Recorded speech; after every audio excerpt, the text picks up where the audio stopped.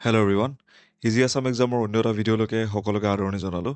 আজিৰ ভিডিঅ'টোত আমি 13 ডিচেম্বৰ 2025 ইম্পৰ্টেণ্ট ডেইলি কাৰেণ্ট এফেয়াৰ্ছখিনি ইয়াতে ডিছকাশ্যন কৰিম, যিখিনি নেকি আমাৰ ইম্পৰ্টেণ্ট হ'ব পাৰে APSC হওক, ADRE বা আছাম পুলিচৰ আমাৰ ডিফাৰেণ্ট এক্সামিনেশ্যনছ আৰু তাৰ লগতে APSCৰ ডিপাৰ্টমেণ্টেল এক্সামিনেশ্যনছ কাৰণে খুবেই গুৰুত্বপূৰ্ণ হ'ব পাৰে। ঠিক আছে, চ' ইয়াৰ গোটেই এই আমাৰ ডিছকাশ্যনৰ PDF খিনিৰ কাৰণে তোমালোকে আমাৰ টেলিগ্ৰাম চেনেল জইন কৰিব পাৰা, যাৰ নেকি লিংক মই ডেছক্ৰিপশ্যন বক্সত দি থৈ দিছোঁ। অ'কে, আৰু তাৰ লগতে আমাৰ চেনেলটো তোমালোকে ছাবস্ক্ৰাইব কৰিব পাৰা for future upcoming videos. Okay,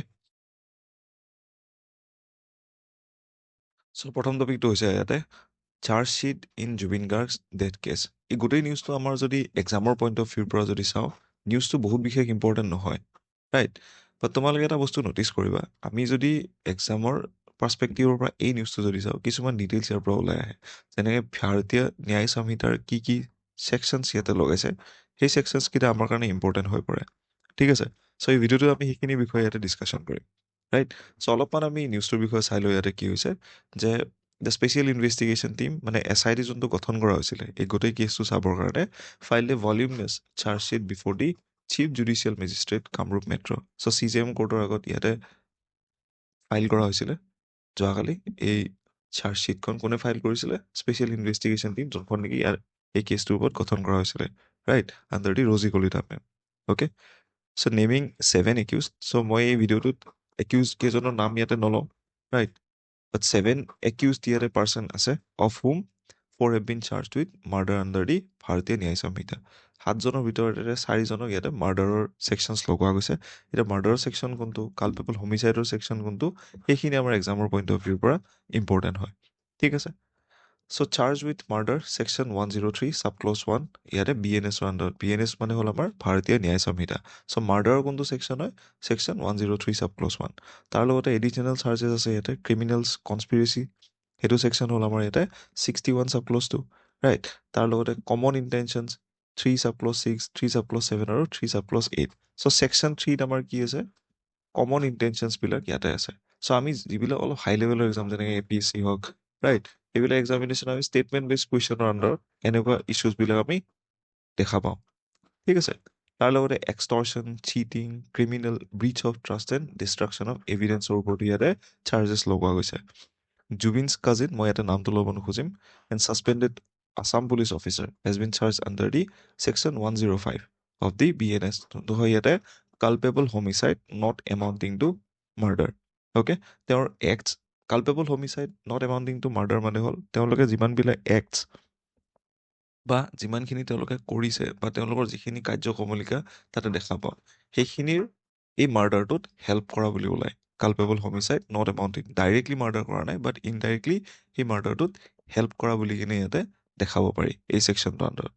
ঠিক আছে, the charge sheet runs into nearly 12,000 pages, including ইয়াতে documents, the main report along is around 2,500 pages.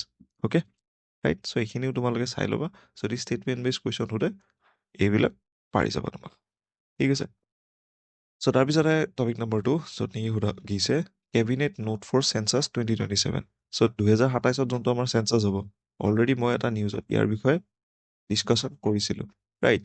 চ' ইয়াতে তোমালোকে চাবা 2027 যোনটো চেঞ্চাছ হয় তাৰ ওপৰত দিছে the union cabinet has approved nearly 11,718 crore for conducting the census of India 2027। So' 2027 চেঞ্চাছৰ কাৰণে 11,718 কোটি টকা ইয়াতে অনুমোদন দিছে, ৰাইট। ত' ইয়াতে প্ৰথমবাৰ আমাৰ কাষ্ট ইনিমিনেশ্যন হ'ব, মানে জাতিগত জনগণনা হ'ব, ৰাইট, প্ৰথমবাৰৰ কাৰণে আমাৰ চেঞ্চাছত।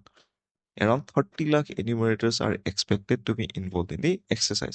এই গোটেই চেঞ্চাছৰ কামটোত প্ৰায় 30 লাখজন ইয়াতে কৰ্মচাৰী বা মানুহ ইয়াতে জড়িত হৈ থাকিব। তাৰ লগতে 2027 will be the first digitally বা ফুল্লি ডিজিটেল চেঞ্চাছ ইয়াতে হ'ব। অ'কে, ৰাইট, চ' তোমালোকক সুধিব পাৰে which of the following is the first digital census বুলি কিনে। So' 2027 choose be the answer of that question. Okay, right, so' তাৰপিছত আহে কি কি ইয়াতে অলপমান আছে। ত' 30 লাখ এনিমেটৰ আছে, লগতে 16th চেঞ্চাছ হয় ইণ্ডিপেণ্ডেঞ্চৰ, স্বাধীনতাৰ পিছত এইটো আমাৰ 16 নম্বৰ চেঞ্চাছ হ'ব। তাৰ লগতে self enumeration will be offered as an option to the citizen. Self enumerations মানে হ'ল ভোটাৰ লিষ্টত বা চেঞ্চাছত নিজৰ নাম অন্তৰ্ভুক্ত কৰোৱা, নিজৰ ফালৰ পৰা ইয়াতে এটা অপশ্যন থাকিব ডিজিটেল মোডত সকলো চিটিজেনৰ কাৰণে। তাৰ লগতে এই গোটেই চেঞ্চাছটো আমাৰ শ্বেডিউল কৰা আছিলে 2021 চনতে। 2021 চনতে চেঞ্চাছ হ'ব লাগিছিলে, কাৰণ তাৰ আগতে 2011 চনত ইয়াতে চেঞ্চাছ কৰা হৈছিল। অ'কে, যাৰ কাৰণে কি হৈছিলে, আমাৰ COVID-19 পেণ্ডেমিকৰ কাৰণে এই বস্তুটো আমাৰ পিছুৱাই 2027 পালে আহি। গোটেই চেঞ্চাছটো ইয়াতে দুটা ফেজত কৰা হ'ব। এটা প্ৰথমটো হৈছে house listing and housing census, মানে ঘৰে ঘৰে গৈ যোনটো চেঞ্চাছ হ'ব সেইটো ইয়াতে 2026 এপ্ৰিল আৰু ছেপ্টেম্বৰত হ'ব। আৰু পপুলেশ্যন ইনিমুৰেশ্যন, মানে জনগণনা যোনটো হ'ব, কিমানখিনি মানুহ আছে, সেইটো আমাৰ ইয়াতে ফেব্ৰুৱাৰী 2027 পৰা হ'ব। অ'কে, তাৰ লগতে লাডাখ আৰু যিমানখিনি এৰিয়া য'ত নেকি আমি বৰফ পৰে, স্ন' বাউণ্ড মানে হ'ল বৰফ পৰা জেগাখিনি, তাতে যেনেকৈ জম্মু কাশ্মীৰ, হিমাচল প্ৰদেশ আৰু উত্তৰাখণ্ডত ইয়াতে ছেপ্টেম্বৰ 2026 হ'বগৈ। অ'কে, চ' তাৰপিছত আহে topic number 3, that is the good news Assam. So' good news Assam এটা এনেকুৱা ইনিচিয়েটিভ হয় বা প্ৰগ্ৰেম হয় আণ্ডাৰ দি DD আছাম বা DD গুৱাহাটী। অ'কে, চ' তাৰ বিষয়ে অলপ আমি চাই লওঁ।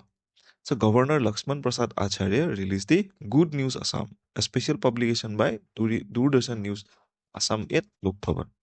তেওঁলোকৰ এটা প্ৰগ্ৰাম আহে DD নিউজত, গুড নিউজ আছাম বুলি, য'ত নেকি আমাৰ ইনস্পায়াৰিং ষ্টৰিজবিলাক তেওঁলোকে ইয়াতে দেখায়।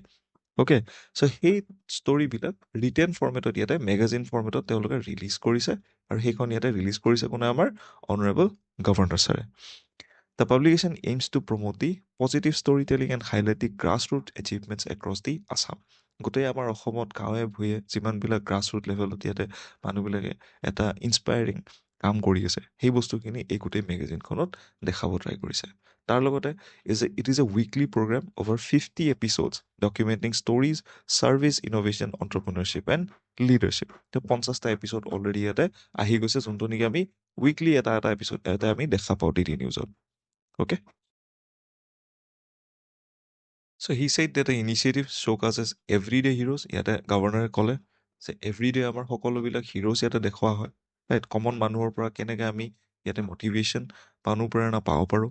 অ'কে, তাৰ লগতে আমাৰ সমাজ জীৱন আৰু অসমৰ কিমানখিনি আগবাঢ়িছে, প্ৰগ্ৰেছ, ডেভেলপমেণ্ট, সেই বস্তু ইয়াতে আমি ৰিফ্লেক্ট হোৱা দেখা পাওঁ। তাৰ লগতে আচাৰ্যে commended the DD news Assam team for travelling across the districts and identify present and inspiring stories and sincerity and depth. Okay, তেওঁলোকে ইয়াতে সেই গোটেই ষ্টৰিজবিলাক দিয়াৰ কাৰণে গভৰ্ণৰে তেওঁলোকক ধন্যবাদৰ পাত্ৰ বুলি ক'লে। তাৰ লগতে he noted the strong impact of weekly good news Assam television programme which highlighted the stories of the hope, determination and achievement. So' সেইটো এটা অনুপ্ৰেৰণা দায়ক এটা কি হয়, এটা প্ৰগ্ৰেম হয় গোটেই অসমৰ মানুহৰ কাৰণে। অ'কে, চ' এইখিনি আছিলে এইটো নিউজত। তাৰপিছত আহে টপিক নম্বৰ 4, য'ত নেকি কৈছে Arunodoi 3.0 launch in the BTR। So' এইখিনি ডাইৰেক্টলি তোমালোকে কুৱেশ্যন এক্সপেক্ট নকৰা, ৰাইট? তোমালোকে যেতিয়া ষ্টেটমেণ্ট বেছ কুৱেশ্যন পাবা অৰুণোদয়ৰ ওপৰত, এতিয়া এটা ষ্টেটমেণ্ট এনেকৈ দিব যে Arunodoi is recently launch in the BTR region, earlier it was not launch. যদি তোমালোকে নাজানা তেতিয়া সেই ষ্টেটমেণ্টটো তোমালোকে ফাঁচি যাবা, ঠিক আছে? So' chief minister doctor Himanta Biswa Sarma launch দিয়াতে Arunodoi 3.0 in the Bodoland BTR at the Greenfield. The scheme will benefit around 4 lakh women across the BTR. So 4.5 lakh মানুহৰ ইয়াতে বেনিফিচিয়াৰী আছে। তাৰ লগতে 4.12 lakh family in the 5 BTR districts will receive 1250 per month through the DBT.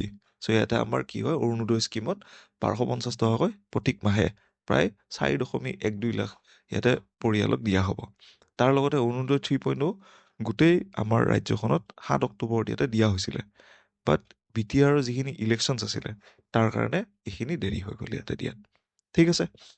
চ' আজি ক্লাছটোত ইমানখিনি আছিলে। আশা কৰোঁ তোমালোকৰ গোটেই ক্লাছটো কৰি কিনে ভাল লাগিল। চ' তোমালোকে এই ক্লাছটোৰ PDFখিনিৰ কাৰণে এইটো QR কোড স্কেন কৰি আমাৰ টেলিগ্ৰাম চেনেলত জইন কৰিব পাৰা, ৰাইট? আৰু তাৰ লগতে আমাৰ চেনেলটো ইয়াতে ছাবস্ক্ৰাইব কৰিব পাৰা, যোনটো আমাৰ হাইকোৰ্টৰ যে চিৰিজ আমি চলাই আছোঁ। আৰু তাৰ লগতে আমাৰ ADR কাৰণে আমি এপ্টিটিউডৰ ৰিজনিং কিছুমান ক্লাছেছ লৈ আহিম, আৰু লগতে APSCৰ কাৰণে আমি আনচাৰ ৰাইটিং আৰু প্ৰিলিমছৰ কিছুমান চিৰিজ লৈ অহাৰ প্লেনিং কৰা হৈছে। চ' এইখিনিৰ কাৰণে তোমালোকে আমাৰ চেনেলটো ছাবস্ক্ৰাইব কৰিব পাৰা। Thank you everyone, have a good day.